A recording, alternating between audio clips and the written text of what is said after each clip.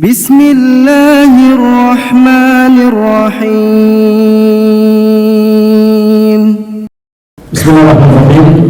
Assalamualaikum warahmatullahi wabarakatuh. Alhamdulillah, wassalatu wassalamu ala rasulillah wa ala alihi wa sahbihi wa ala mabad. Alhamdulillah, Bapak Ibu sekalian yang dimuliakan Allah SWT, jamaah salat maghrib, rahimakumullah.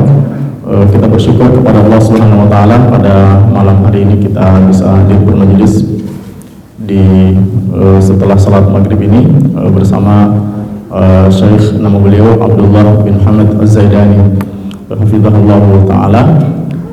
Insyaallah beliau akan menyampaikan nasihat pelajaran kepada kita semua sampai menjelang Isya nanti, dan beberapa menyampaikan permintaan beliau. Pertama, untuk tidak difoto ya, untuk mencukupkan dengan dokumentasi video dari masjid. Yang mungkin ini pengantar singkat. Ala Syekh, tafadhal syukuran wa majruran.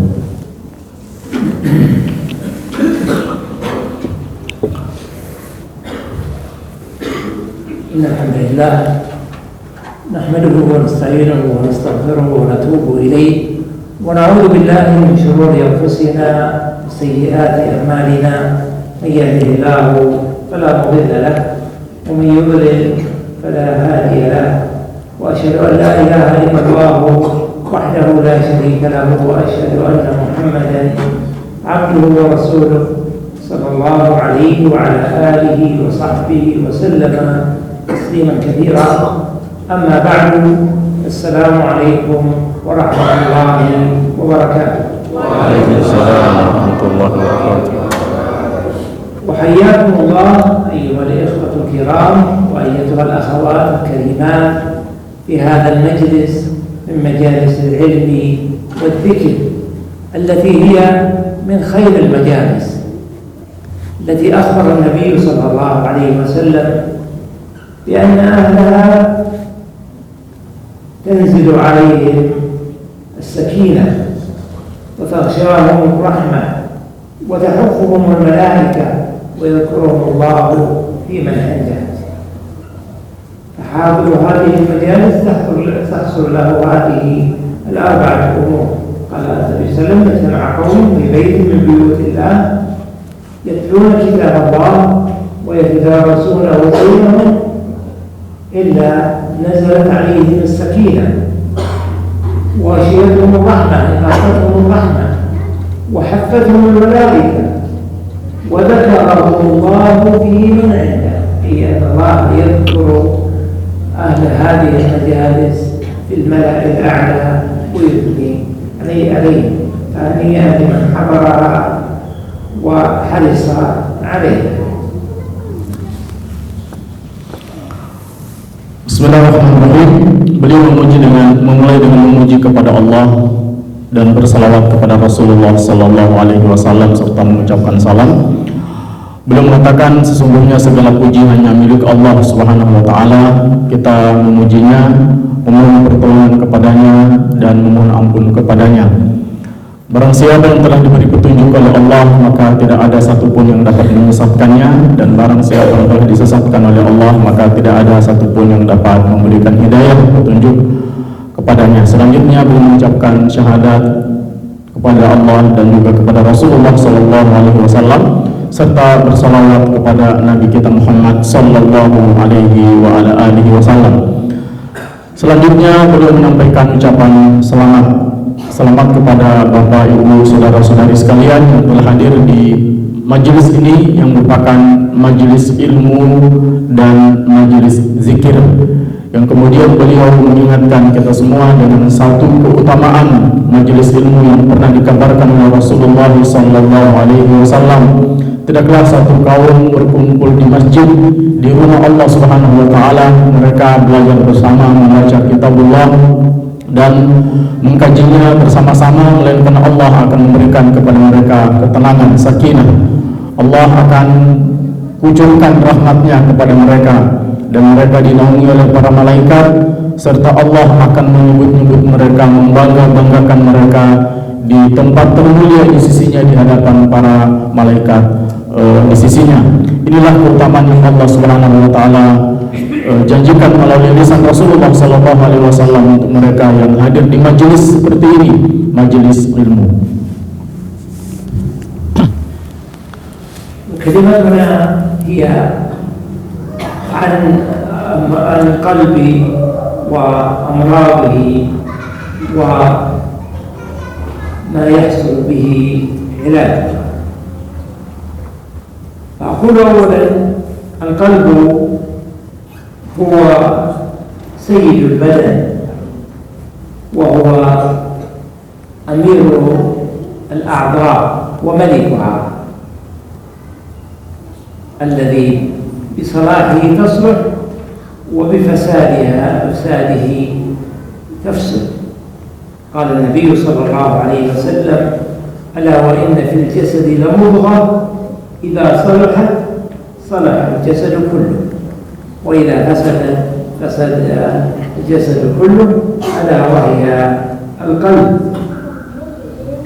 وهذا الحديث متفق عليه عند البخاري ومسلم.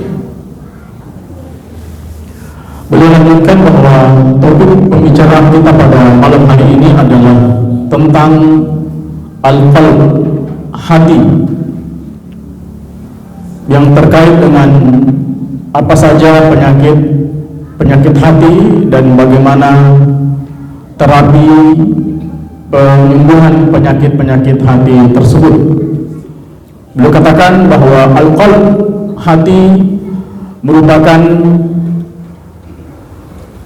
pimpinannya anggota badan, rajanya seluruh anggota tubuh kita, di mana baik buruknya kelakuan anggota badan kita sangat dipengaruhi dan ditentukan oleh baik buruknya hati kita, qalb kita.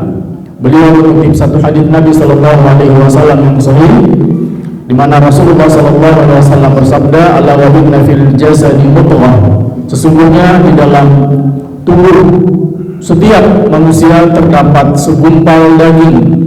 Idza saluhat saluhal jasadu kulluhu, kalau dia baik maka baik pula seluruh anggota tubuh yang lain. Wa idza fasadat fasadal jasadu kulluhu, dan jika dia jahat, buruk, rusak, maka jahat dan rusak, buruk pula anggota tubuh yang lain. Ala wa huwal qalb, anggota tubuh tersebut adalah al-qalb, hati. Hal ini menunjukkan pentingnya pembahasan pembicaraan tentang persoalan qalb, hati ini. قال كعب الأحبار رحمه الله: القلب ملك، فإذا طاب الملك طابت جنوده، وإذا خبث الملك خبثت جنوده. وقال ابن رجب رحمه الله في هذا الحديث السابق إشارة إلى أن صلاح حركات العبد بجوارحه واجتناب المحرمات واتقائه للشبهات بحسب حركة قلبه،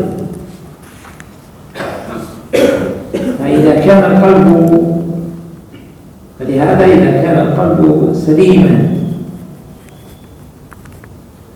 ليس فيه إلا محبة الله سبحانه وتعالى ومحبة ما يحبه وخشيته سبحانه، صلحت حركات الجوارح كلها ونشأ ذلك اجتناب المحرمات وتوقي الشبهات حذرا من الوقوع في المحرمات. Beliau lanjutkan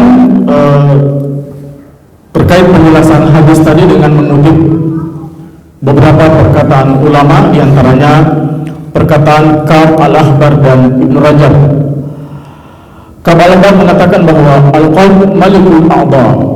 Qalb, hati, adalah rajanya, panglimanya anggota badan, di mana jika raja atau panglima itu baik, maka baik pula rakyat dan pasukannya.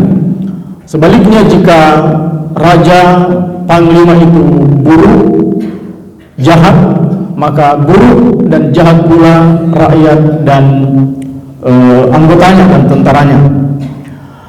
Kemudian beliau mengutip juga perkataan Al-Imam Ibnu Rajab rahimahullah taala bahwa hadis ini mengisyaratkan bahwa tindak tanduk kelakuan anggota badan sangat ditentukan dan dipengaruhi oleh sikap dan juga tindak tanduk hati, qalb seseorang. Jika hati itu baik, maka sikap, tindak tanduk anggota badan yang lain juga akan ikut baik, sehingga dengan mudah meninggalkan maksiat, menjauhi perkara-perkara syubhat yang dapat menjerumuskan ke dalam hal-hal yang diharamkan oleh Allah Subhanahu wa ta'ala. كذلك مما يبين أهمية القلب وأهمية الاهتمام به أن القلب هو محل التفكير والعقل،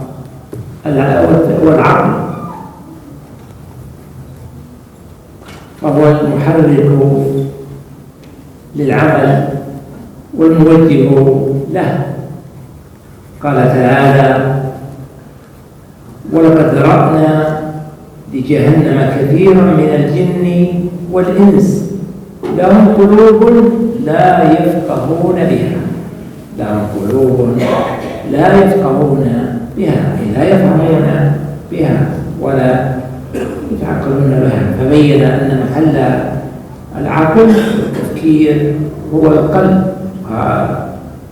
هؤلاء أهل النار لهم قلوب ولكنهم لا يفقهون بهذه القلوب ولا يعقلون.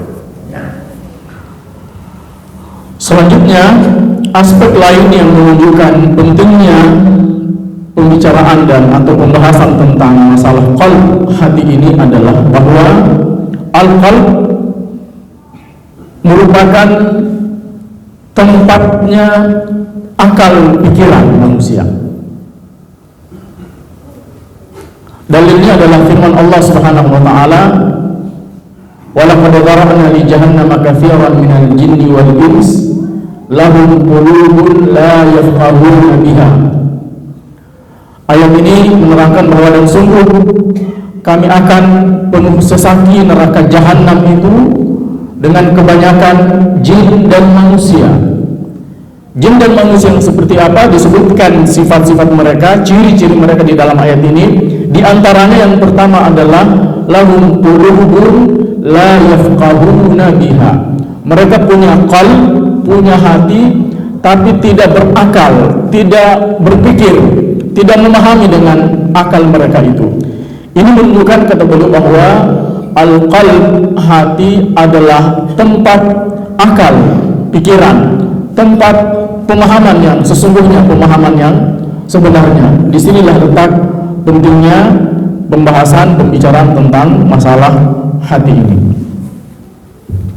كذلك مما يبين أهمية القلب أن مدار الأعمال، كل الأعمال، هو على النية، على النية، والنية والنوايا محلها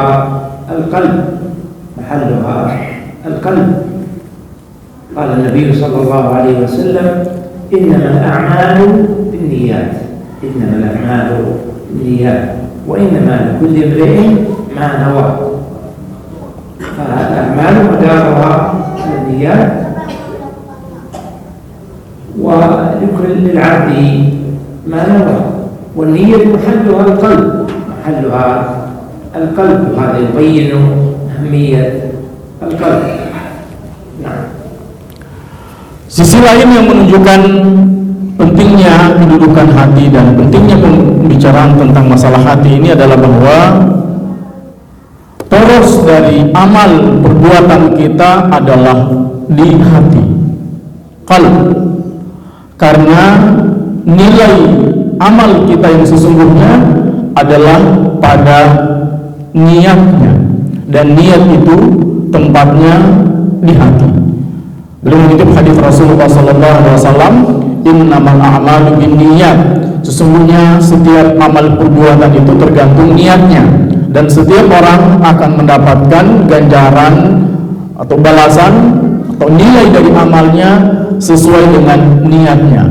Dan niat itu pekerjaan hati, tempatnya di hati. Niat itu dilakukan oleh qalb, hati.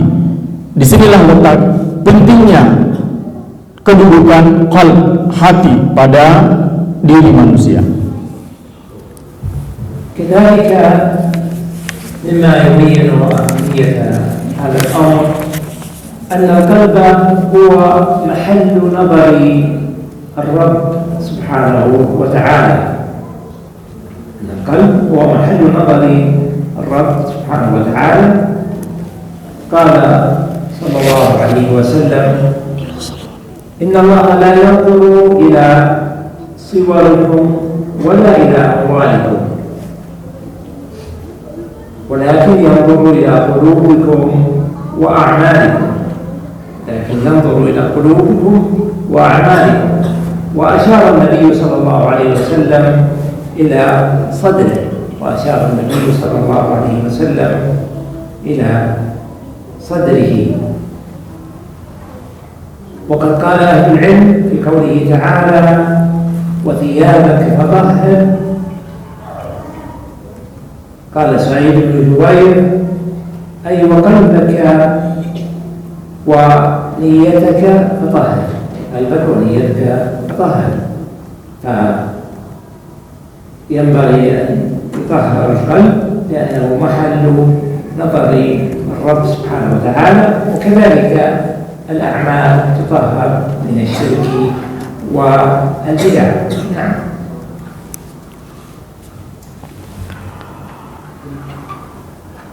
Aspek berikutnya yang menunjukkan pentingnya kedudukan hati ini adalah bahwa al-qalb, hati, merupakan tempat jatuhnya pandangan penilaian Allah Subhanahu wa ta'ala. Belum mengutip satu hadis Nabi Sallallahu Alaihi Wasallam bahwa sesungguhnya Allah tidak memandang, tidak menilai rupa, tubuh, jasad, dan harta-harta kalian, tetapi Allah memandang, menilai hati dan amal perbuatan kalian. Ini menunjukkan mulianya, pentingnya kedudukan hati, karena merupakan standar penilaian Allah Subhanahu wa ta'ala atas diri kita sebagai manusia.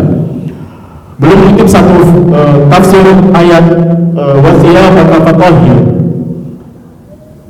dikatakan bahwa maksudnya adalah sucikan hati dan amal perbuatan.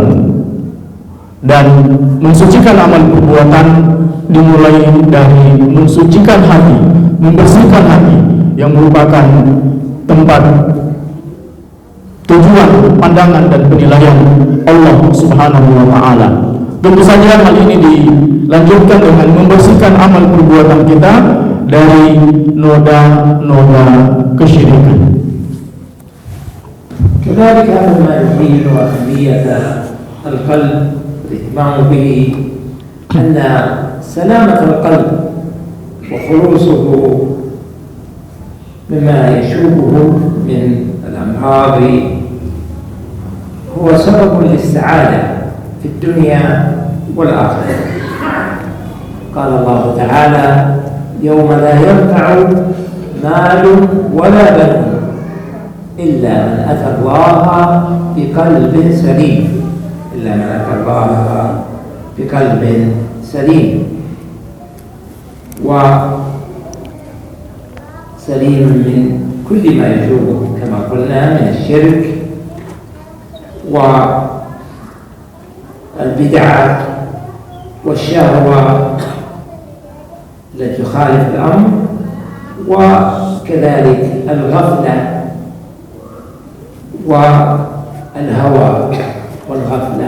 والهوى. وكان من دعاء النبي صلى الله عليه وسلم أنه كان يدعو ويقول: وأسألك قلبا سليما. Kemudian berikutnya Bapak Ibu sekalian jamaah dimuliakan Allah Subhanahu wa taala, aspek lain yang menunjukkan pentingnya kedudukan hati ini adalah bahwa bersihnya hati, selamatnya hati merupakan sebab kebahagiaan yang sesungguhnya di dunia dan di akhirat. Merupakan sebab kebahagiaan di dunia dan di akhirat. Beliau mengutip firman Allah Subhanahu wa taala tentang hari kiamat nanti, yauma la yanfa'u malun wala banun illa man atallaha biqalbin salim. Pada hari itu tidak ada lagi manfaatnya, tidak ada lagi gunanya harta yang banyak dan anak-anak yang banyak, melainkan mereka yang datang menghadap Allah Subhanahu wa taala dengan hati yang selamat, hati yang suci, hati yang bersih, hati yang suci, bersih, selamat dari kesyirikan, dari bid'ah, dari hawa nafsu, dari kelalaian, dari dosa dan maksiat, dan semua hal perilaku yang mengotori hati. Dan di antara doa Nabi sallallahu alaihi wasallam berkenaan dengan hal ini adalah sesungguhnya as'aluka Allahumma inni as'aluka qalban saliman. Ya Allah, sesungguhnya aku memohon kepadamu hati yang selamat, yang bersih, yang suci.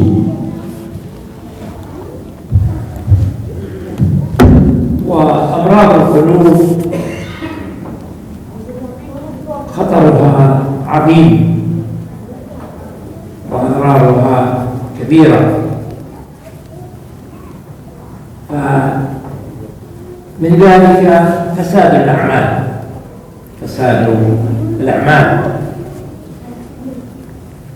فالنبي صلى الله عليه وسلم قال في القلب في الحديث السابق: إن الجسد مضغة إذا صلحت صلح الجسد كله وإذا فسدت فسد الجسد كله ألا وهي القلب. فإذا فسد القلب فسد الجسد، فسدت النوايا وفسدت الأعمال.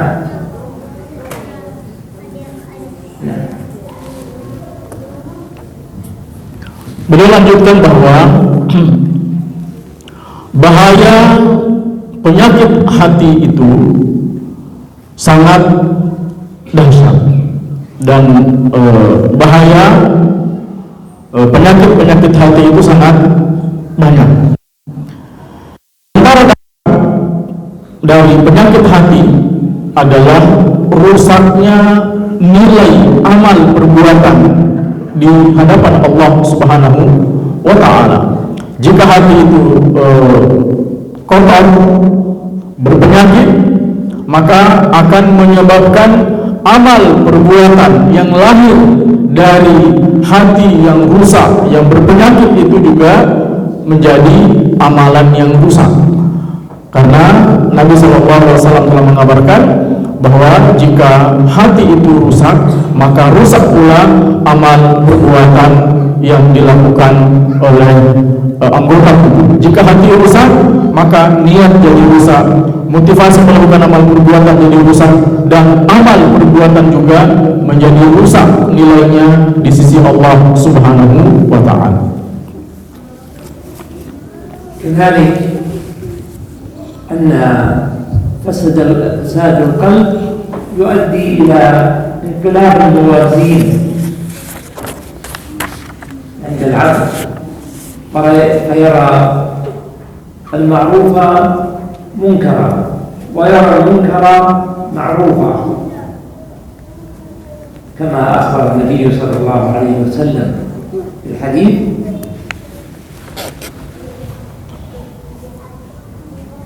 فقال عليه الصلاة والسلام: تعرض الفتن على القلوب كالحصير عودا عودا،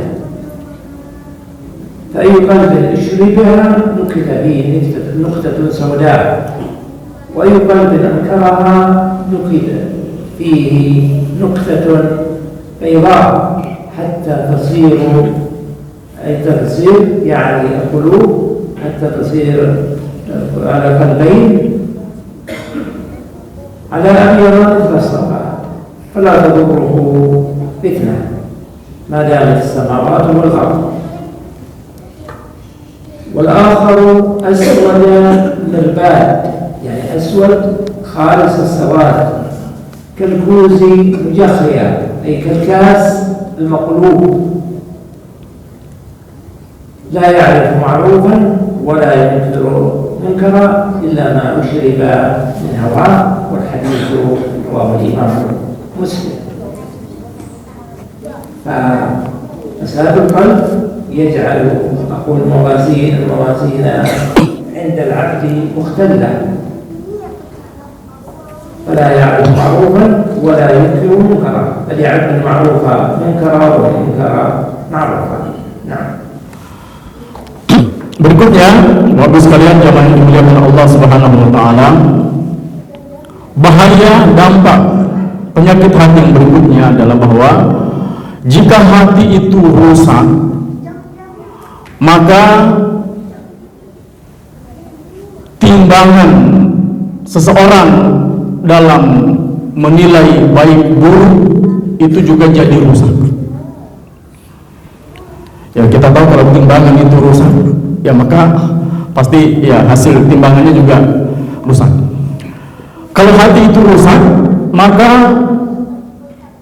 cara pandang dia di dalam menilai baik buruk itu juga jadi rusak, jadi terbolak-balik. Ma'ruf dianggap mungkar, mungkar dianggap ma'ruf.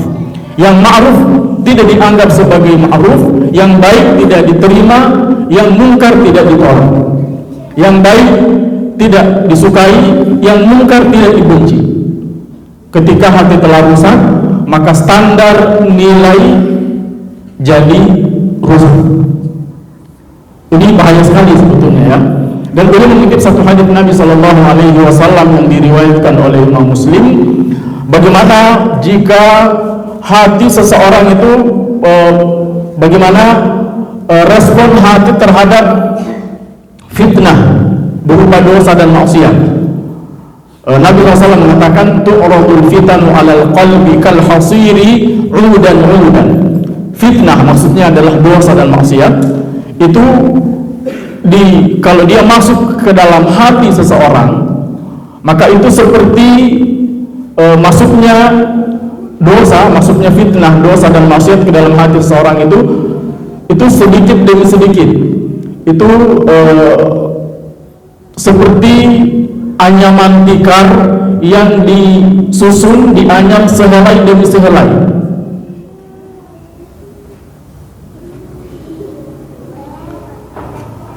Nah, hati yang menolak fitnah itu, menolak dosa itu, mengingkari dosa itu, akan menjadi hati yang tetap bersih hati itu. Tapi kalau hati itu menyerap, ya, jadi hati itu juga bisa diibaratkan kalau pakai bahasa kita seperti spons yang gampang menyerap air dan kemudian atau menyerap kotoran. Nah, kira-kira hati itu seperti itu. Ya, kalau dalam hadis ini seperti anyaman tikar. Kalau hati itu menerima, menyerap dosa itu yang merupakan fitnah yang disebutkan oleh Nabi SAW, maka hati itu akan menjadi hati yang tertutup, hati yang hitam legam, sehingga kemudian hati manusia ini terbagi menjadi dua.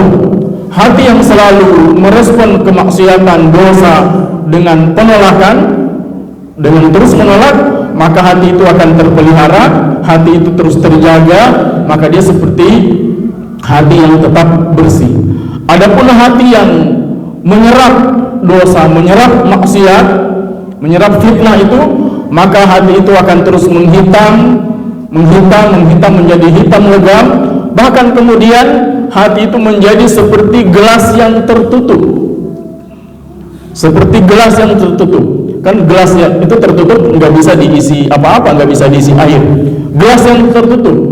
Nah, gelas yang tertutup ini ilustrasi dari hati yang terbalik, yang menilai baik buruk itu secara terbalik. Yang dalam hadis ini dikatakan la ya'rifu ma'rufan wa la yunkiru munkaran, tidak mengenali yang ma'ruf itu sebagai kebaikan dan tidak mengingkari kemungkaran sebagai kemungkaran, illa ma usyriba min hawa, kecuali yang sesuai dengan kecenderungan hawa nafsunya.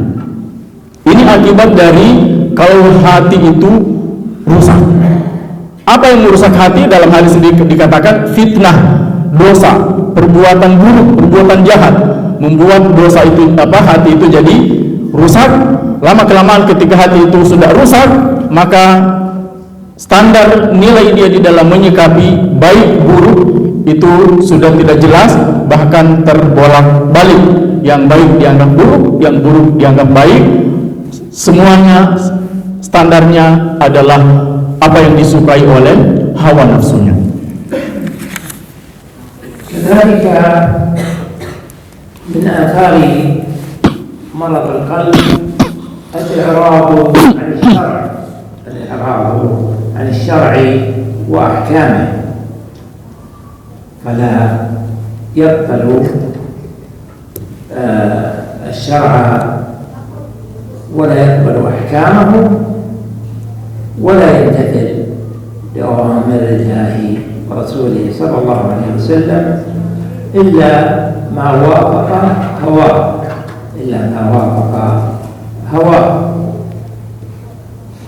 قال الله تعالى وإذا دعوا إلى الله ورسوله ليحكم بينهم إذا فريق منهم معرضون وإن يكن لهم الحق يأتوا إليه مذعنين أفي قلوبهم مرض أم ارتابوا أم يخافون أن يحيف الله عليهم ورسوله بل أولئك هم الظالمون.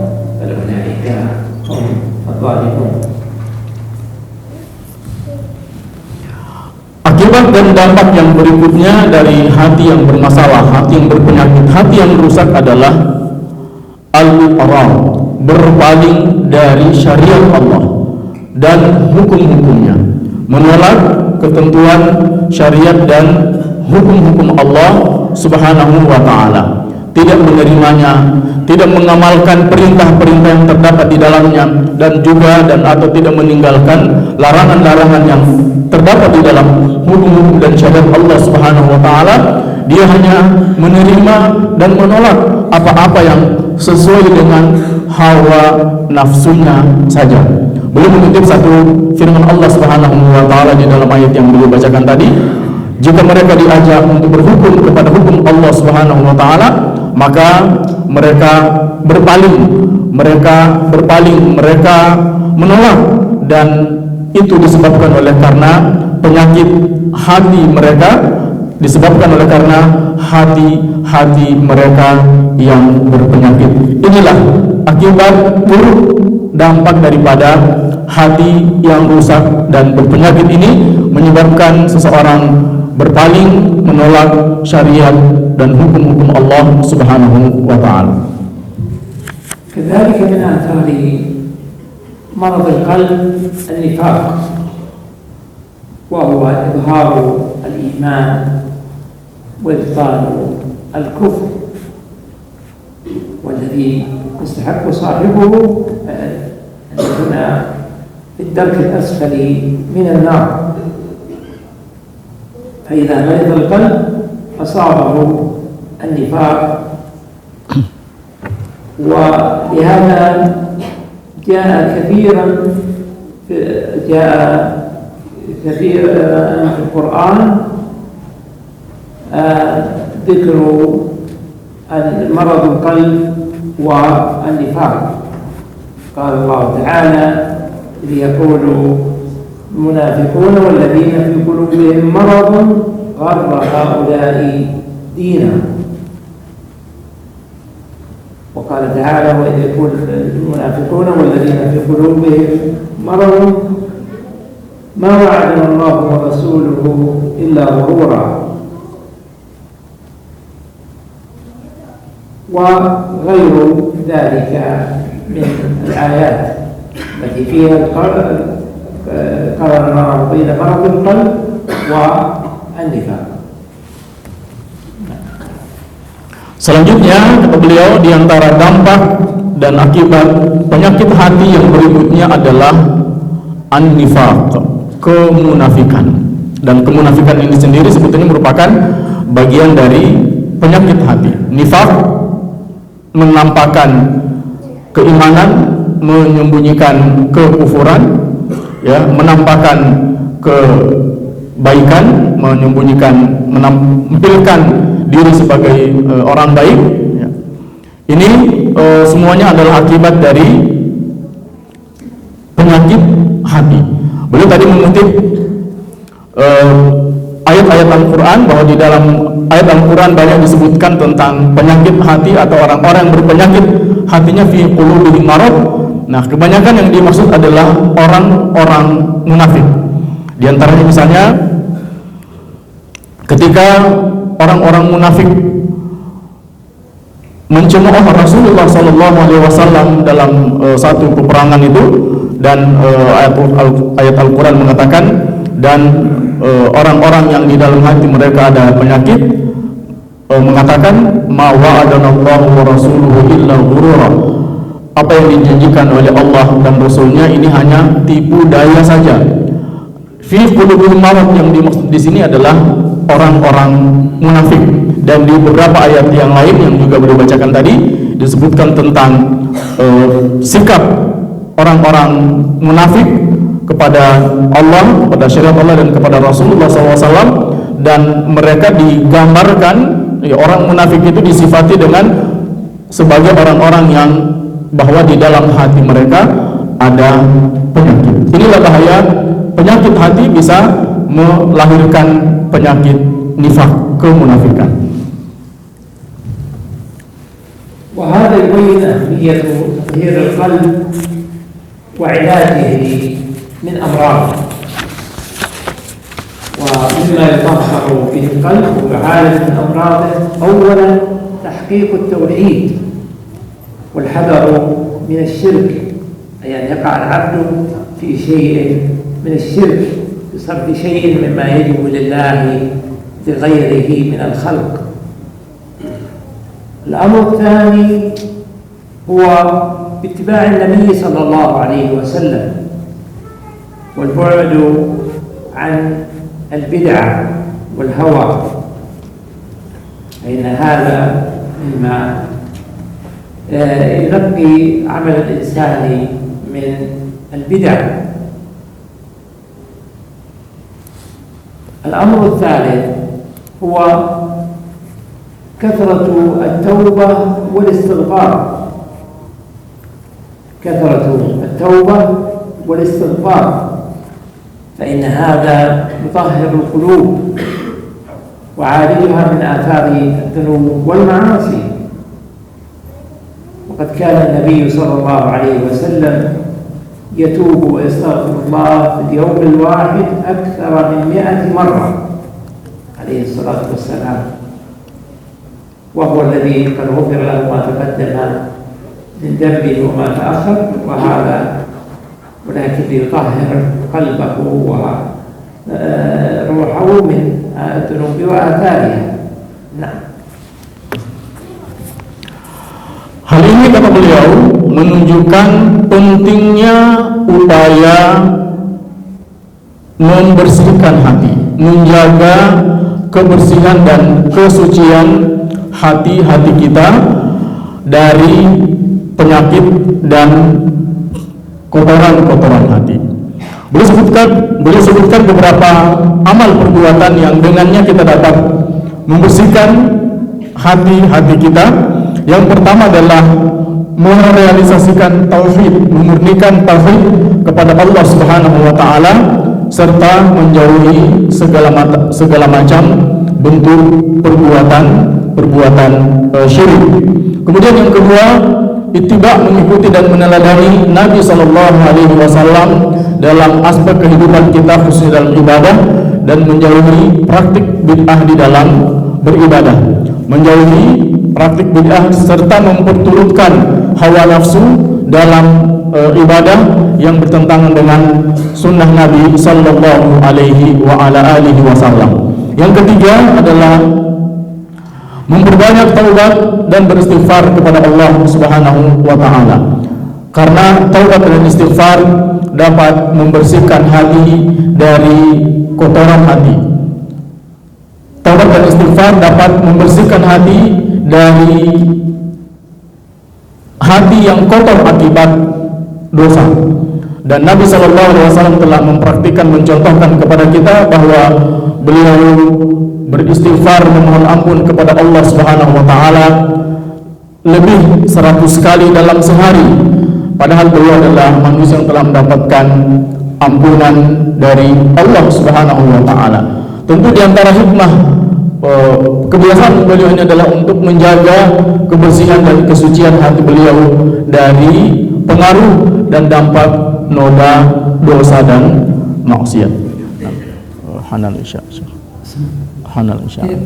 Enak. كذلك مما تطهر به القلوب الأعمال الصالحة. غذاء القلب وتنميته هو بالعمل الصالح واجتناب العمل غير الصالح، كما أن الجسد إنما ينمو ويصح إذا أطعم الطعام السليم الجيد وأبعد عنه الطعام الضار. إذا القلوب وتنميتها بالأعمال الصالحة والبعد عن الأعمال غير الصالحة.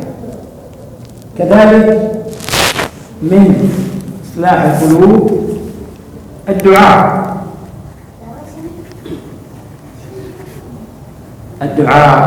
قد كان النبي صلى الله عليه وسلم كما تقدم معنا يقول: وأسألك قلبا سليما. فكان يسأل الله قلبا سليما. وكان عليه الصلاة والسلام يقول: اللهم اجعل في قلبي نورا.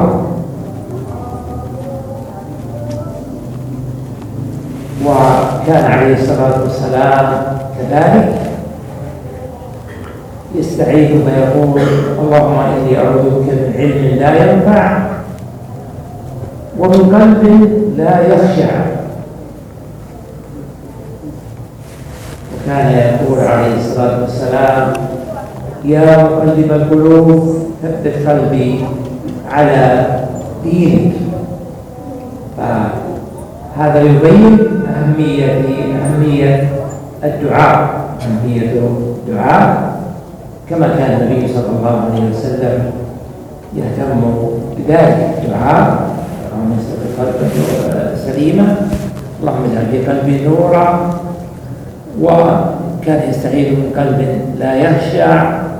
وكذلك عليه الصلاة والسلام كان يقول: يا مقلب القلوب ثبت قلبي على دينك.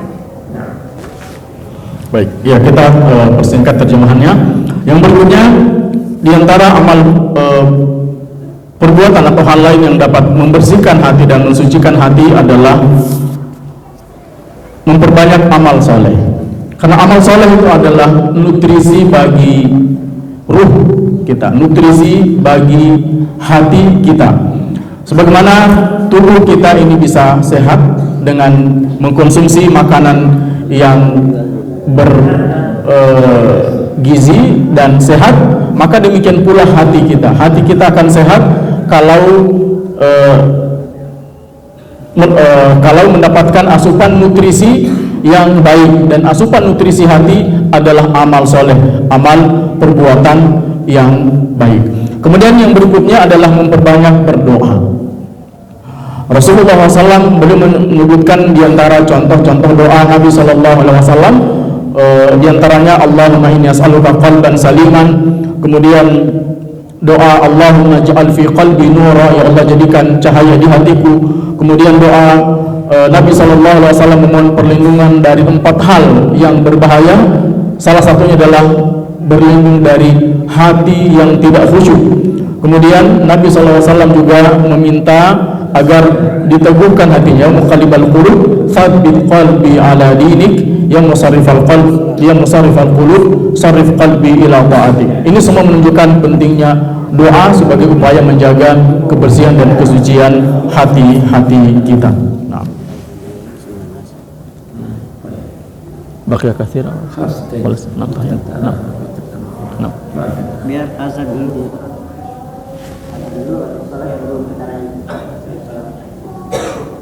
هل يؤذن أولا ونصلي على الأصل.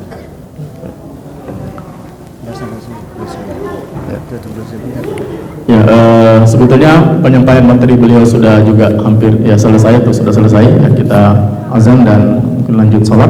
Jika diperlukan tanya jawab ya setelah sholat insyaallah. Fadhil Syekh.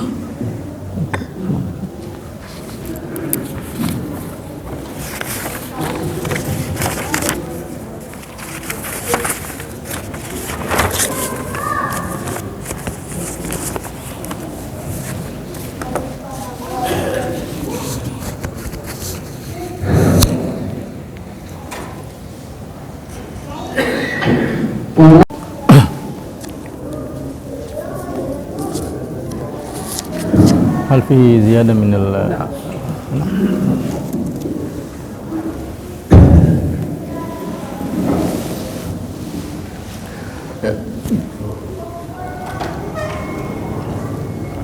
Bismillah, alhamdulillah, wassalatu wassalamu ala rasulillah wa ala alihi wa sahbihi wa ala ba'du. Bapak Ibu sekalian, saudara-saudari sidang jemaah salat maghrib isya yang dimuliakan Allah Subhanahu wa taala. Alhamdulillah, telah kita dengarkan tadi penyampaian materi dari Syekh. Penyampaian materinya sudah selesai. Jika ada diskusi dan tanya jawab, ya 1-2 pertanyaan dipersilahkan. Silahkan disepakati siapa yang duluan, Pak. Ya silakan, Pak. Waalaikumsalam warahmatullahi wabarakatuh.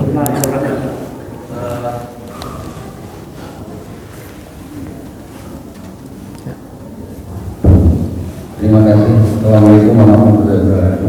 Waalaikumsalam warahmatullahi wabarakatuh. Tadi saya katakan bahwa penyakit hati atau hati yang kotor itu lebih didominasi oleh nafsu. Bagaimana untuk mengatasi penyakit hati ini supaya tidak didominasi tadi oleh nafsu? Demikian.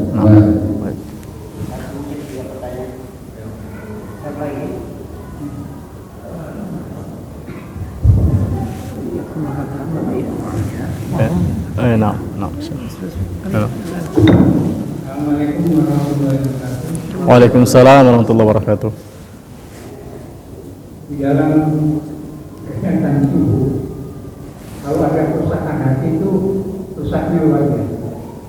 Apalagi kerusakan hati dalam batin dan jiwa, maha luar biasa. Jadi barangkali perlu nasihatkan ya. karena penyakit itulah yang merusakkan perkembangan bangsa. Terima kasih. Assalamualaikum warahmatullahi wabarakatuh. Waalaikumsalam.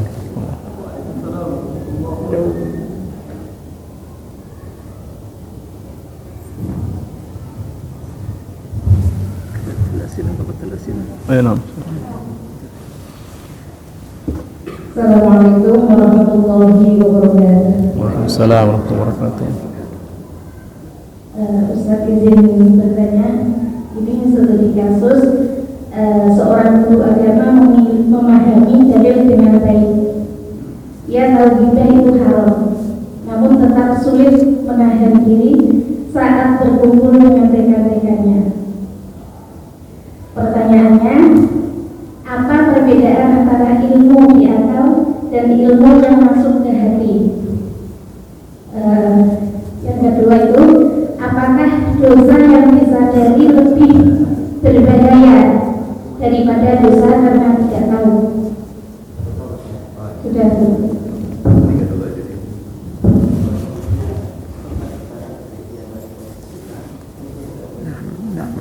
Nah. ترجم لي أول نعم. أنا أترجم وأجاوب. Nah. Mungkin أولا نجيب الأسئلة تتلخبط الآن تدخل بعضها في بعض. dijawab dulu. Ya, jawab dulu. Ya. أقول طيب أنت تقول لي أنا. نعم. السؤال الأول يعني يقول أن مرض القلب بسبب الهوى. نعم. كيف وقاية القلب عن الهوى؟ نعم. السؤال الثاني. بس. نعم. هذا السؤال الأول. نعم. يسأل الأخ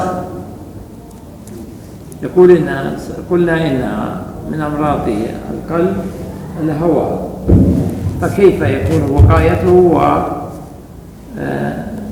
من الهوى؟ كما ذكرنا سابقا، هو تحقيق التوحيد واتباع سنة النبي صلى الله عليه وسلم. توحيد واتباع سنة النبي صلى الله عليه وسلم، فلا يكون كل عمله وقوله وفعله وقلبه متجها إلى الله وحده وإلى شرعه واتباع نبيه صلى الله عليه وسلم.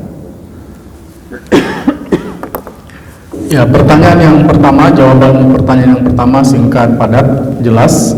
Cara menjaga, membentengi, melindungi hati dari hawa nafsu, dari dominasi hawa nafsu. Sebetulnya tadi kata beliau sudah dijelaskan, tapi ditegaskan kembali, diulangi. Yang pertama adalah merealisasikan tauhid, memurnikan tauhid, penghambaan ibadah kepada Allah Subhanahu wa taala, dan melakukannya dengan cara yang benar sesuai dengan tuntunan dan juga sunnah Nabi sallallahu alaihi wa ala alihi wasallam. Al-Sani أقول يعني طبعا يعني الفساد الذي تسببه يعني مرض القلب يعني قد يكون أشد على ليس على الفرد بل على المجتمع. نعم. فماذا المخرج والحل من ذلك؟ نصيحة توجيه يعني ما يتعلق بها. فساد القلب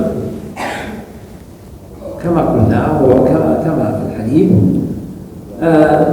يفسد به الجسد كله، ويكون آثار هذا فسادا على الفرد وعلى المجتمع، لأنه كما قلنا إن القلب إذا فسد قلت عنده الموازين، فيصبح المعروف منكرا والمنكر معروفا.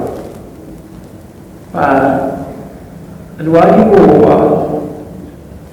الدعوة إلى إصلاح القلوب، إصلاح الأعمال، إصلاح العقائد، فيحذر من الشرك والوقوع فيه بشتى صوره. وكذلك الدعوة إلى اتباع سنة النبي صلى الله عليه وسلم والحذر من البدع والتحذير منها. Jawaban pertanyaan yang kedua, seperti yang tadi disebutkan di pengantar pertanyaan, bahwa kalau hati yang rusak itu daya rusaknya pada tubuh itu sangat rusak, sangat parah, gitu ya, sangat dahsyat. Kalau pada aspek yang lebih luas lagi, sudah pasti jauh lebih parah, ya. Dan tadi Syekh mengatakan bahwa rusaknya hati itu menyebabkan kerusakan perilaku seseorang. Rusaknya hati menyebabkan rusaknya standar timbangan seseorang di dalam mengukur, di dalam menilai baik dan buruk. Minta izin memperjelas, kalau orang person biasa-biasa yang hatinya bermasalah, yang hatinya rusak, itu mungkin dampaknya pada diri dia sendiri. Tapi jika yang rusak hatinya adalah orang yang menanggung, yang punya kewenangan, tanggung jawab yang terkait dengan nasib, urusan, kemaslahatan orang banyak, kemudian dia hatinya rusak, hatinya bermasalah, standar dia di dalam menilai baik buruk bermasalah diakibatkan oleh hatinya yang rusak, hati yang berpenyakit, ini dampaknya pasti lebih parah.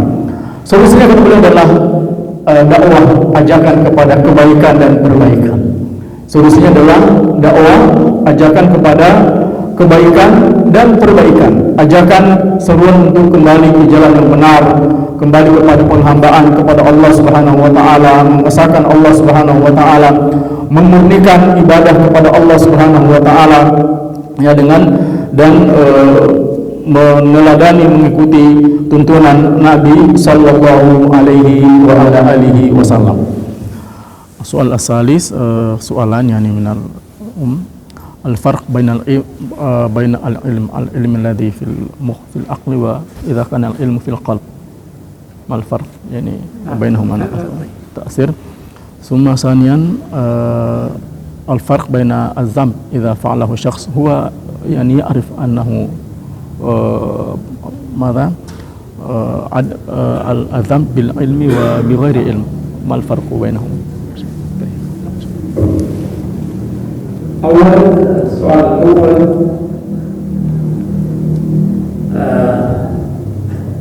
هو عن العقل. أين هو؟ العقل هو في القلب. العقل هو في القلب، ولهذا قال الله تعالى لهم قلوب لا يفقهون بها. العقل هو القلب، وليس هناك علم في الرأس وعلم في القلب. العلم كله والعقل كله في القلب. العقل في القلب. المسألة الثانية، لا يؤاخذ الإنسان إذا كان جاهلا عمل عملا وهو جاهل لا يعلم أنه محرم أبدا، فالجاهل يعذر بجهله، كما قال الله تعالى ربنا لا تؤاخذنا إن نسينا أو أخطأنا. قال النبي صلى الله عليه وسلم يقول قال الله تعالى قد فعلت، لا تؤاخذنا إن نسينا، هذا نسينا نفسه أو أخطأنا، وهذا ما يكون بالجهل. فإذا فعل العبد فعلا بجهل فإنه لا يؤاخذ به. Nah, kemudian dari penanya yang ketiga ada dua pertanyaan tentang perbedaan antara ilmu yang di akal dan ilmu yang di hati. Beliau meluruskan bahwa sebetulnya ilmu yang sebenarnya, ilmu yang sesungguhnya itu di hati, ya. Ilmu yang sesungguhnya itu di hati. Jadi mengetahui al-fahmu wal ta'aqqul itu pekerjaan hati. Dalilnya adalah ayat yang tadi beliau bacakan tentang lahum qulubun la yafqahuna biha, celaan Allah kepada para penghuni neraka, yang mana mereka itu dimasukkan dalam neraka salah satu sebabnya adalah karena mereka punya hati tapi tidak memahami, tapi tidak mengetahui. Jadi sesungguhnya hakikat ilmu yang sebenarnya adalah ilmu yang benar-benar merasuk ke dalam hati, kemudian melahirkan amal perbuatan yang baik juga. Kemudian pertanyaan yang kedua, antara dosa yang disadari, diketahui, maksudnya mungkin seperti itu, dan yang tidak diketahui. Kata beliau, orang yang terjatuh ke dalam dosa karena ketidaktahuannya, maka dia berpeluang, berpotensi untuk dimaafkan, diampuni oleh Allah Subhanahu wa taala, bahkan tidak dianggap, ya, tidak dihitung sebagai dosa. Bahkan dan diantara doa yang diabadikan oleh Allah Subhanahu wa taala dalam Quran adalah Rabbana la tu'akhidna in nasina aw akhtana. Ya Allah, jangan Engkau siksa kami jika kami lupa atau salah. Dan tentu saja sebaliknya, orang yang kemudian sudah tahu tapi masih terjatuh, masih sengaja menjerumuskan diri ke dalamnya, tentu konsekuensinya jauh lebih berat dan lebih besar di mata Allah Subhanahu wa taala.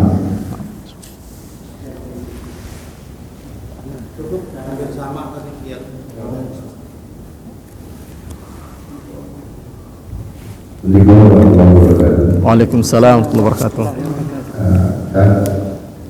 Negara-negara muslim selalu tidak akur, selalu bertengkar, terus itu dikarenakan hasad atau karena penyakit hati atau karena hukum dunia. Terima kasih. Assalamualaikum warahmatullahi wabarakatuh. Al-akh yas'al an yani hukama yani biladul muslimin yani ru'asauhum wa hukamahum يعني دائما يتنازعون خلاف نزاع بينهم هل هذا بسبب فساد القلب مرض القلب أو حب الدنيا أو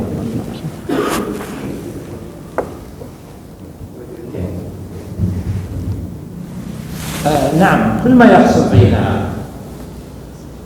المسلمين النزاع إنما هو بفساد القلوب، فيوجد فيها الحسد، يحسد المسلم أخاه المسلم مثلا، وذلك لفساد قلبه، قد يبغضه، قد يكرهه، قد يعاديه، وهذا كله يحصل بفساد القلوب. فلو صلحت القلوب لا تلفت النفوس ولم تختلف. Kata beliau betul, ya, bahwa perselisihan, kebencian, permusuhan di antara sesama itu akibat penyakit hati, akibat hati yang rusak, dengki, saling benci, saling bermusuhan, itu pasti diakibatkan oleh penyakit hati dan kerusakan hati.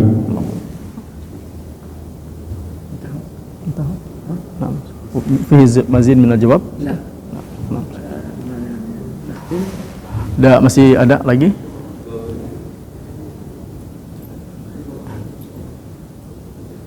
Nah, yakfi. Hal fi kalimatul khitam? Nah. Ada ya, kalau tidak ada pertanyaan lagi ya, ada closing statement penutup dari beliau. Nah. نكتفي بهذا وأسأل الله سبحانه وتعالى بأسمائه الحسنى وصفاته العلى أن يرزقنا وإياكم العلم النافع والعمل الصالح، وأن يفقهنا في دينه، وأن يصلح قلوبنا وينقيها من كل فساد، وأن يرزقنا قلوبا سليمة. وأسأله كذلك سبحانه وتعالى أن يصلح أحوال المسلمين في كل مكان، وينصر إخواننا المجاهدين في فوق كل أرض وتحت كل سماء، خاصة في فلسطين وفي السودان وفي ليبيا واليمن وسائر بلاد المسلمين.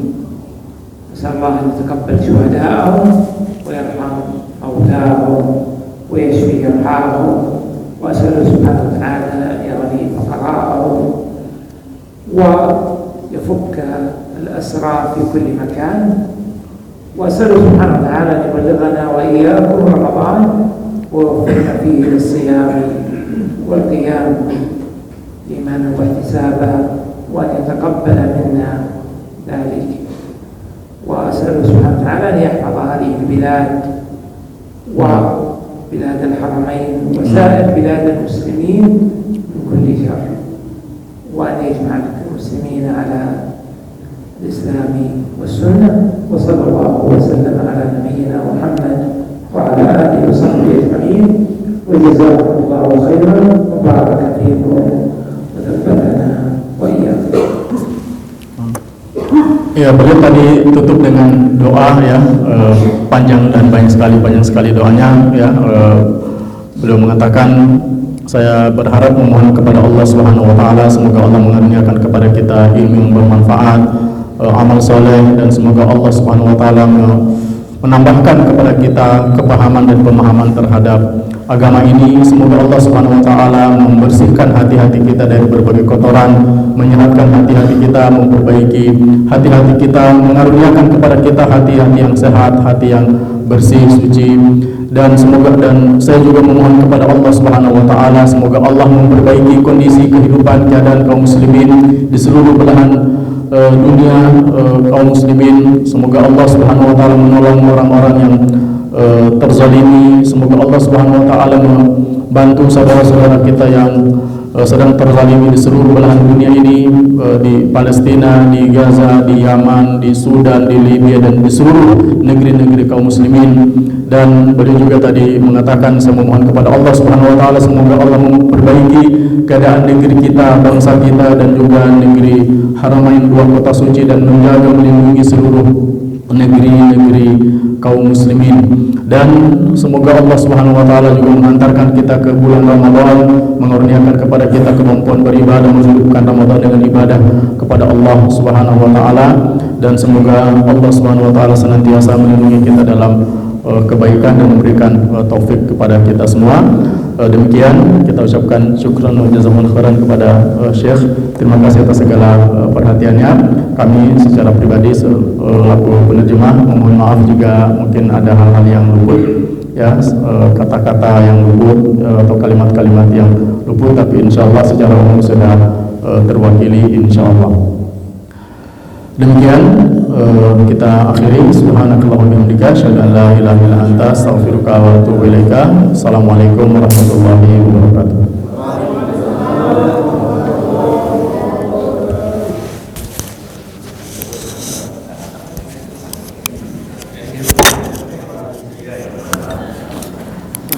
Jazakumullah khairan.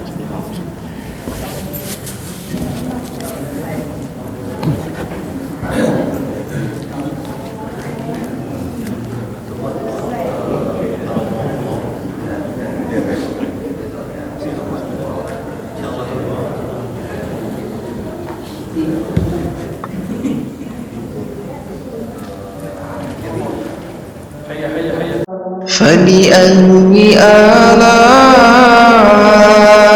ربكما تكذبان